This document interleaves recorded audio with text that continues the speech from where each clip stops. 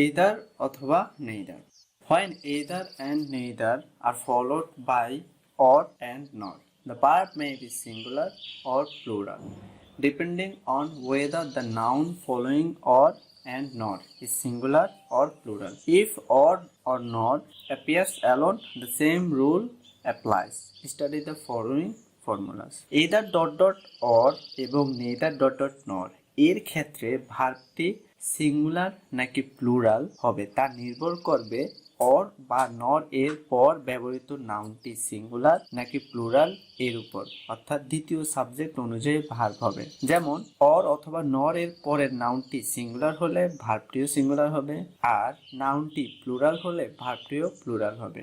যদি অর বা নর একাকী আসে, অর্থাৎ এইদার অথবা নেইদার এর সাথে না আসে, তাহলেও একই নিয়ম অনুসরণ করা হবে। So let's see the formula, that is either or neither plus noun, nor or plus plural noun plus plural verb, অর্থাৎ নর অথবা অর এর পরে প্লুরাল নাউন আসলে ভার্ব প্লুরাল হবে।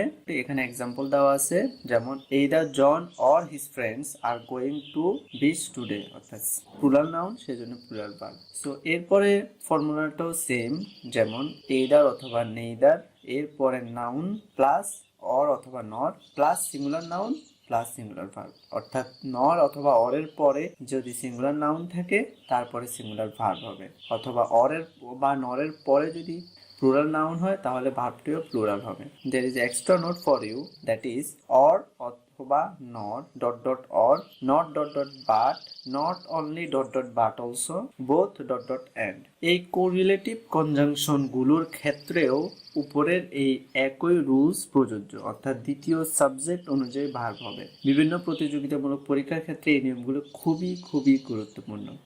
একটা জিনিস মনে রাখতে হবে, উপরের কনজাংশন গুলো প্যারালাল স্ট্রাকচার অনুসরণ করে, অর্থাৎ প্রথম অংশের পরে যে পার্টস অফ স্পিচ হবে দ্বিতীয় অংশের পরেও একই পার্টস অফ speech হবে। So there is a lot of example. Please pause the video and I hope all of you understand.